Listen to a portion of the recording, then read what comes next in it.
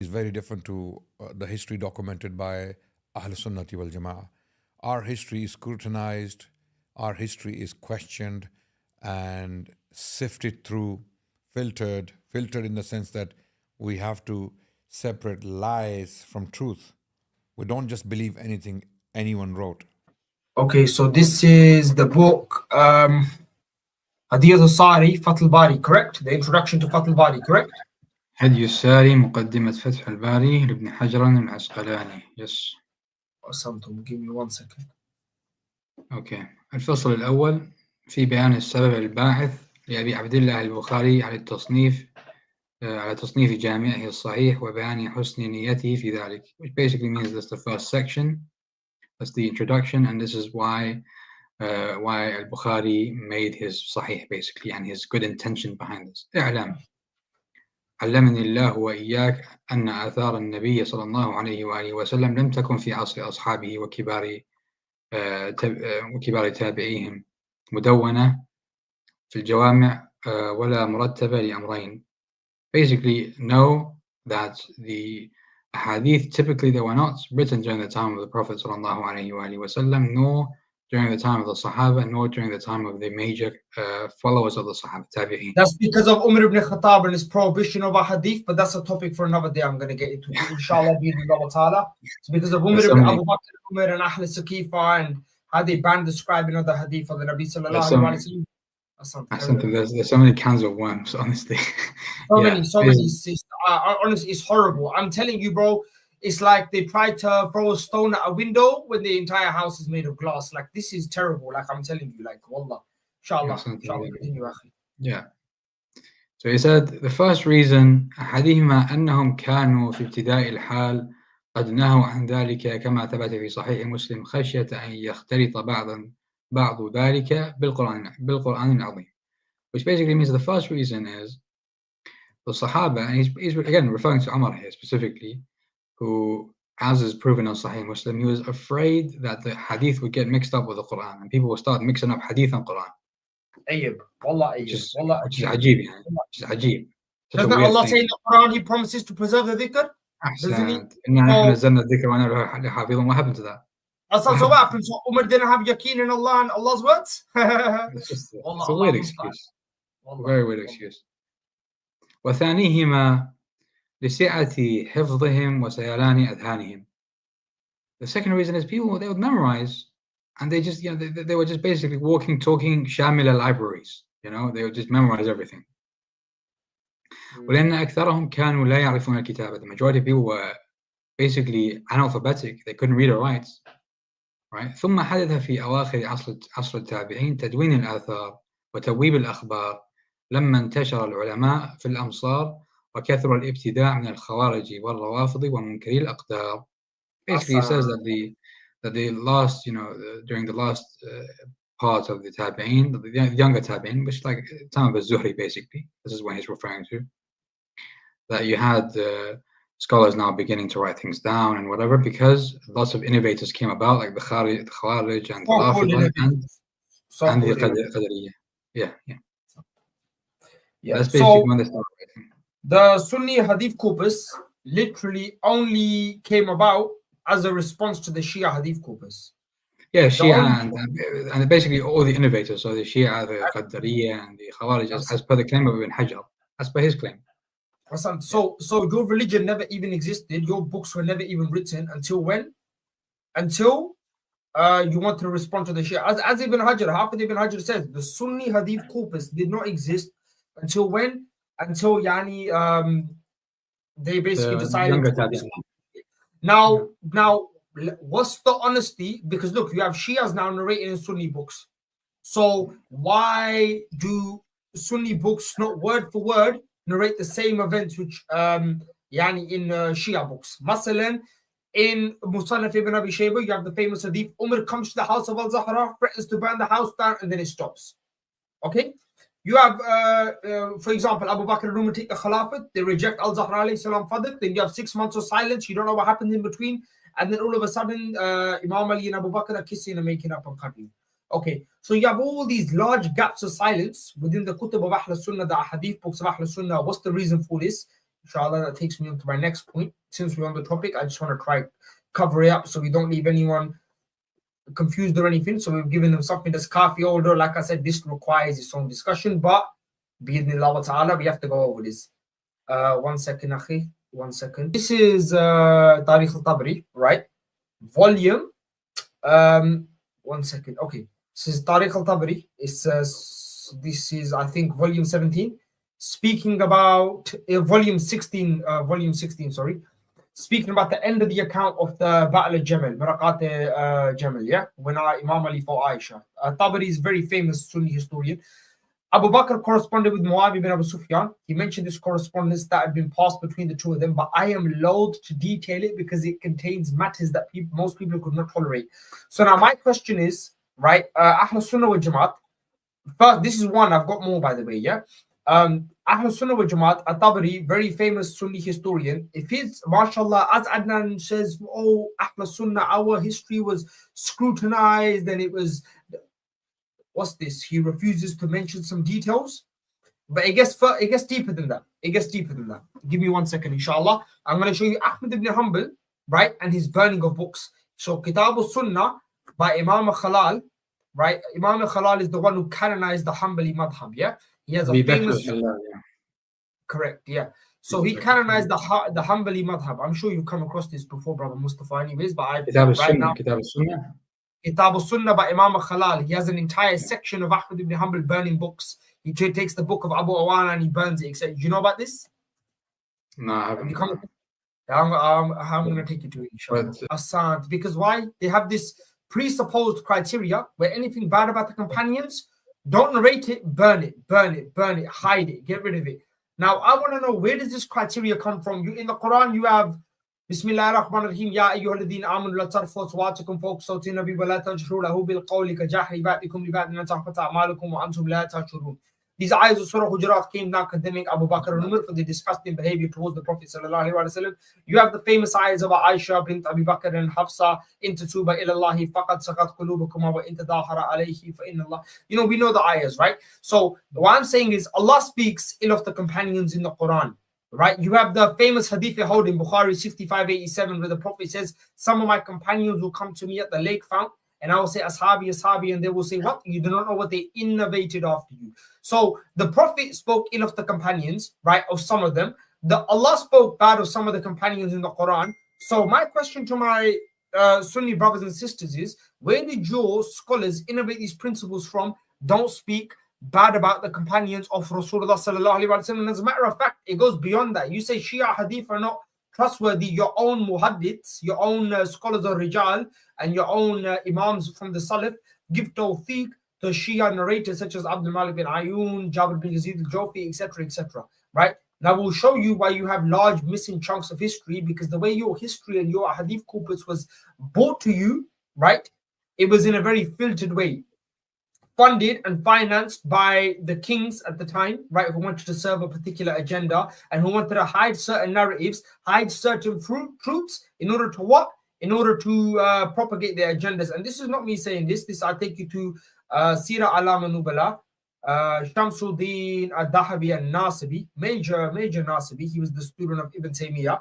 So this is Al-Juz al-Ashir, so volume 10. And we are on page number 92. So inshallah. وضعيف وبعضه كذب وهذا فيما بأيدينا وبين علمائنا فينبغي طيه وإخفاؤه بل إعدامه لتصفو القلوب وتتوفر على حب الصحابة والترضي منهم وكتمان ذلك متعين عن العامة وأحد العلماء. So it's basically, look, we already have lots of things that would, make people get really upset. So that what do we have to do?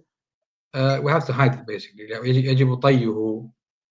That's what he says. يجب طيه. He's basically saying hide the truth to protect the Sahaba. Even if it's truthful, many things have come into the books of Ahl Sunnah, right, which show the Sahaba in a bad light, right?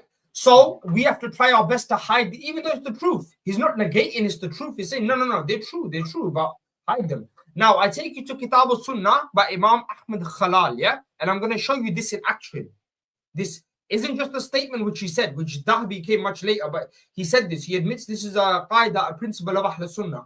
And this is why, even though you guys, a lot of your scholars are Rijal and your Imams of the Salaf, they couldn't reject the honesty and the truthfulness of the Shias of Muhammad wa Ali Muhammad and the narrators of Ahl Bayt alayhi salam, right? However, they miss out certain parts. And this is, again, a conversation for another day, but I just need to briefly touch on this because it's very important. It's very important. You know, we can't. So this is, inshallah, brother, you can see my screen, inshallah. This is Kitab al-Sunnah by Imam Ahmad al-Khalal, right? This is volume 1, page 501, yeah? Inshallah. Could you read the heading, inshallah? التغليظ على من كتب الأحاديث التي فيها الطعن على أصحاب رسول الله صلى الله عليه وآله وسلم, which basically means showing harshness towards the ones who narrate a hadith that show, you know, that show the bad character of the companions of the Prophet, peace be upon him. Keep in mind, Allah speaks about their bad character, Surah Hujurat, Surah Tahrim, right? Keep in mind, the Prophet himself, Bukhari, you have an entire chapter, the chapter of the Hawd, where the companions come to the lake fount, they innovate and they get taken away. But you keep all of this in mind, by the way. There's 12 companions, Sahih Muslim 2779c, who tried to assassinate the Prophet. So many companions, Ain al-Rasi, very great people. But some companions, they have shady characters. Allah says this, the messenger says this, not me. Now let's go look at this in practicality. Let's see what Mr. Ahmad ibn Hanbal was doing. Let's see what he was doing in order to try hide the truth. Agha Ahmad. Asant, yes. Let's see what Ahmad ibn Hanbal. Ahmad ibn Hanbal, let's see what he was doing, inshallah.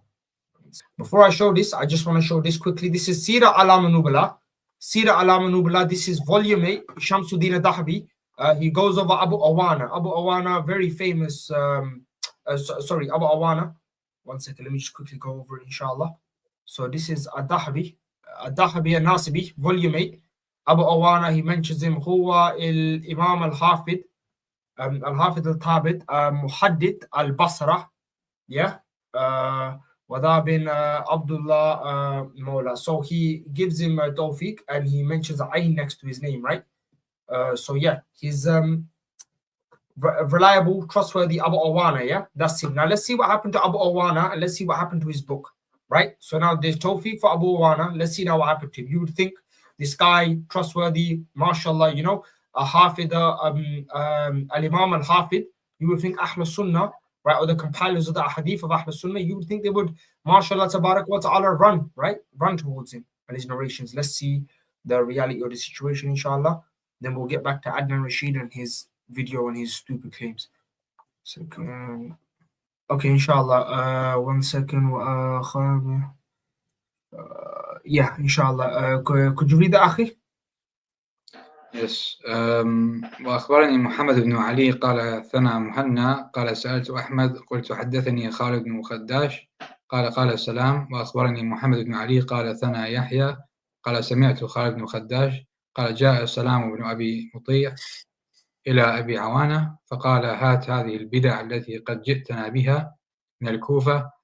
قال فأخرج إليه أبو عوانة كتبه فألقاها في التنور. فسألت خالدا ما كان فيها؟ قال حديث الأعمش عن سالم بن أبي الجعد عن ثوبان قال رسول الله استقيموا لقريش وأشباهه. قلت لخالد وإيش؟ قال حديث علي أنا قسيم النار. قلت لخالد حدثكم به أبو عوانة عن الأعمش؟ قال نعم. Basically, this is what we call talasum. This is what we call like guesswork. I mean, the only hadith that I actually got that was in Abu Awana's book is that Ali is the divider of hell and heaven, basically. Ali qasim al-jannati wa nar. Abu Awana, he had these controversial hadith in his book, and the guys were like, this is ridiculous, we have to burn it. So they just burn books where they wouldn't agree with the contents, basically. So this is the Kitab al-Sunnah by Imam al-Khalal. I've got this from a Sunni website. This is the book, by the way. We're not showing you Shia book. We're showing you the man who canonized the Hanbali madhab, yeah? And this is hadith number 820 and 821, inshallah. You just want to read that, by the way. Inshallah, bismillah. Yeah. Yes. So 820. وأخبرنا عبد الله بن أحمد. I think it's the son of Ahmad al-Hanbal. Yeah. سمعت أبي. Yeah, this is Ahmad al-Hanbal. سلام ابن أبي مطيع من الثقات من أصحاب أيوب، وكان رجلا صالحا، حدثنا عنه عبد الرحمن بن مهدي. ثم قال أبي: كان أبو عوانة وضع كتابا فيه معايب أصحاب النبي صلى الله عليه وآله وسلم وفيه بلايا، فجاء إليه سلام بن أبي مطيع فقال: يا أبا عوانة أعطني ذلك الكتاب، فأخذه سلام فأحرقه. الله أكبر. Basically, he said there was this book filled with calamities, and this guy, he comes up, he said, "Can I borrow the book, please?" and then the book got completely, bombarded with destruction. So he basically ripped the book. So this is the thing. The Shias are liars. MashaAllah, the Shias are liars. Your own Imams give tawfiq to our narrators, right? The Shias are liars. There's books from reliable non-Shia, yani Hafid and Imams of Hadith, Muhaddiths, and Ahmed's taking them and burning them. Why? Why is he burning them? Because you're trying to propagate a particular agenda. As Dahabi says, we try to hide the problems of the companions. Allah musta'an. And then you want me to believe your corpus is something to be relied upon. But that's not all, inshallah. We got more bi'idhnillah. We got one more, inshallah. I just want to show. 821, inshallah. Akhbarana Abu Bakr al-Muridi. قال: قلت لأبي عبد الله أحمد بن حنبل: استعرت من صاحب حديث كتابا يعني فيه الأحاديث الرديئة، ترى أن أحرقه أو أحرقه أو يعني أقوم بخرقه؟ قال: نعم، لقد استعار سلام بن أبي مطيع من أبي عوانة كتابا فيه هذه الأحاديث فأحرق سلام الكتاب. قلت: فأحرقه؟ قال: نعم. He said, basically, if I come across a book that contains, these bad hadith, what should I do with it? He said, Abu Awana, he had a book like this, and this guy, Salam ibn Muti', I believe his name was, took Abu Awana's book and he burnt it. Khalas, man. Just give over, just burn it, man. Just burn the book. Don't think about refuting. What is this intellectualism, guys? Just burn it, man. Khalas. Asan. So this is the Ikhwan, this is the thing, brothers and sisters, when they come, oh Shia, there's more, by the way. There's the reason why I showed the entire chapter, because for those who are actually interested, students of knowledge, or the students of the students of knowledge like myself, those who are interested in this, you can go find that online. It's called Kitab al-Sunnah by Imam Khalal. I'm going to post the link in the description, right? You can go check it. This is how Ahl Sunnah, this is how the religion was built. Do you understand what I'm saying? By censoring, by hiding, by burning books, by propagating a particular agenda with these innovated principles, these qawaid, which the Messenger sallallahu alaihi wasallam never said. Innovative qawaid, adalat sahaba, right? The adalat of the sahaba. You see what I'm saying? So this is what your religion was built upon. Then you want to come and say to the Shia, oh, your religion is all lies. Allah musta'an. Inshallah, we're going to continue with the Adnan